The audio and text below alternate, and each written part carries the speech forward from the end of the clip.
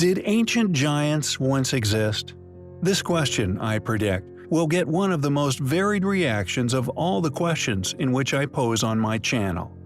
The reason for this, a reason of the equally varied religious and scientific theories permitted to exist and survive within our modern societies. This variation in mindsets, although appearing to many as opposing, allow for volumes of debates, often hosted by opportunistic deviants, which I often like to call the book pushers. Are the theories which are the backbone of the status quo. As explained within my specials, the connecting piece of the puzzle which unites all these supposed opposed ideologies, and thus the resulting variations in opinion to the question I have just presented, is their attested timeline of human development, all of which being either of a similar chronology or illogical claim. We are all aware of the theory of evolution, a theory I also expose within my special, a mere convoluted explanation for life forms' adaptations to environmental changes. Yet what many are not aware of, a reality of the true theory of evolution, a consequence of life conveniently overlooked en masse, experiencing minimal financial promotion. This, I feel, due to it presumably perceived as an unimportance in the processes of concealment by these funders of the status quo, is the parallel theory, also a result of environmental change, devolution. I have personally claimed that although there seemingly exist millions of species, this definition specie is merely attributed to that which I would myself perceive as breeds. My reasoning for this opinion is the lack of any demonstrative evidence of evolution theory actually being fact, and naming breeds as different species, a successful muddying of the waters surrounding the Darwinian theory. There are many forms of what one could call evidence, for evidence is not proof in all its forms, a fact many may not be aware of.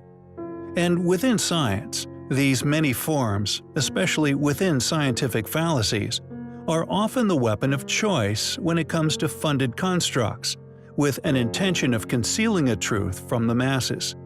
Firstly, there is circumstantial evidence, which could best be described as coincidental. For example, if there were to be a crime taken place, and the culprit of said crime was witnessed to have been wearing a red hat, if an individual, even one who could have committed a similar crime in their own past, have been in the same area at the same time, also wearing a red hat, this is not evidence of guilt, it is merely circumstantial evidence. Secondly, supportive evidence. This is usually used within a presentation of a hypothesis, especially evolution theory. For example, Richard Dawkins and his primate skulls, which he often parades around displaying their gradual adaptations to environmental developments, constantly noting our own skeletal similarities with said ancient apes, DNA similarity, along with anything that could support a specific claim, yet lack the power to crucially prove such ideology as fact, is correctly defined as supportive evidence. It supports such claims, but does not prove such claims. They are just more compelling an argument than circumstantial evidences.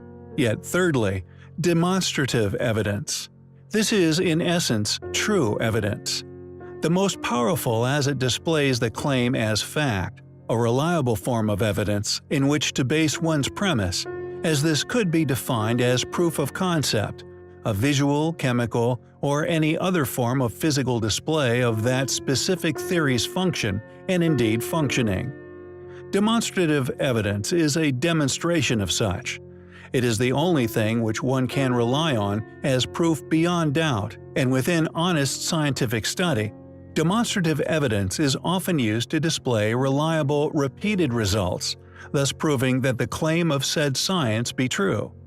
Yet this most crucial form of evidence is lacking, absent from evolution theory. What many call species are merely breeds created through adaptation, the true definition of evolution in our modern world. Adaptations to environmental changes or reproductive preferences, which has allowed for the successful continuation of its existence.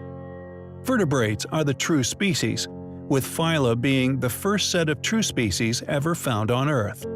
Phyla just appeared, mysteriously and rapidly turning up during the explosion of life on Earth known as the Cambrian explosion, an event which occurred around 600 million years ago. Yet these groups have never seen any additions or indeed so-called leaps as Darwin once postulated.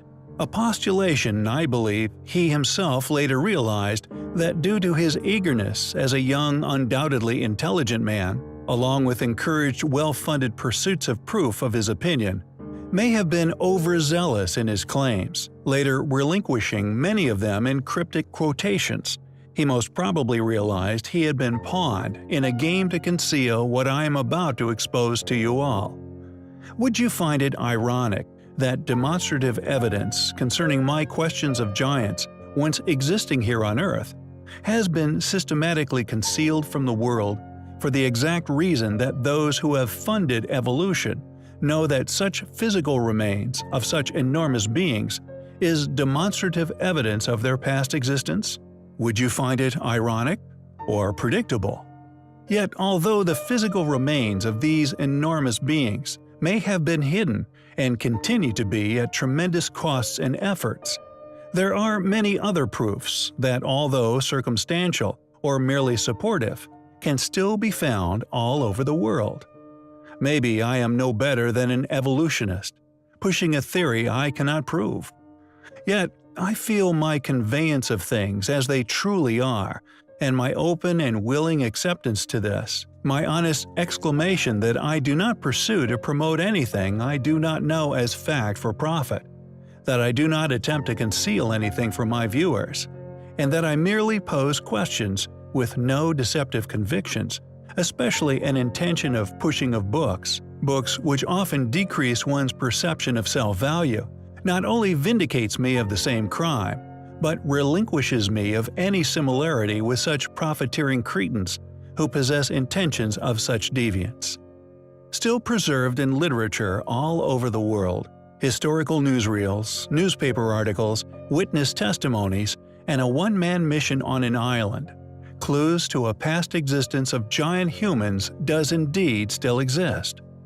On a previous video, I delved into the story of Ralph Glidden.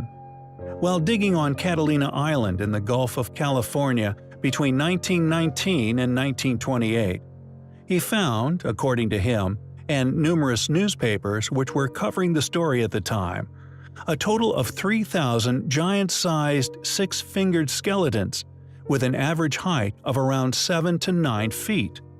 Intriguingly, and supportive of their past existence, this six-finger characteristic is not isolated to Glidden's claims. Six-fingered giant skeletons have been reported worldwide. Additionally, many others' claims of giant remains discovered have been said to have been buried sitting up, and also to have 2 sets of teeth top and bottom and often had red hair. Furthermore, along with the reams of individual testimonies, the newspaper articles, and the repeated accusations made against large historical institutions, most particularly the Smithsonian, there has been countless ancient footprints found by vigilant explorers all over the globe, with some of gigantic size.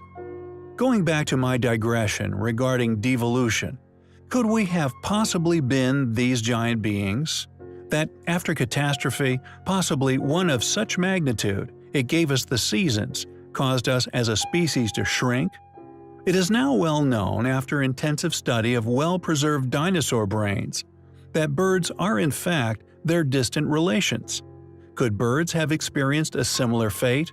Answering the long-asked question, what happened to the dinosaurs? Could their size also be the result of the same catastrophic event? That due to environmental changes were demanded to change to survive, both shrinking to the scales we now are. It would indeed offer an explanation as to how such enormous megalithic ruins exist all over Earth, relics that, if looked at as the work of the modern man, are simply baffling and evade explanation, Yet, if looked at as the work of humans of 10, 20, maybe even 30 feet in height, could be easily explainable. It is certainly an interesting conspiracy. For if the Smithsonian, for example, had no secrets, then firstly, why are they so often mentioned within old newsreels as taking such remains for, quote, further study? And additionally, why would they require such a large vault beneath the main institution, which the general population is prohibited to explore? Whether these bones finally made it into private collections is unknown. However, in March 2012, an unlabeled box was discovered resting deep within the Catalina Island Museum archives. In this box was Glidden's collection of secret records, among which was, most importantly, a series of unique photographs showing Ralph Glidden indeed excavating one of his authentic, giant, and very ancient skeletons. We find all these suspicious factors highly compelling. If you enjoy our content, if you think our battle worthy, please help us to continue our voyage of discovery in unraveling the mysteries of history. Links to donate can be found within the description. Without you, we cannot survive. Thank you.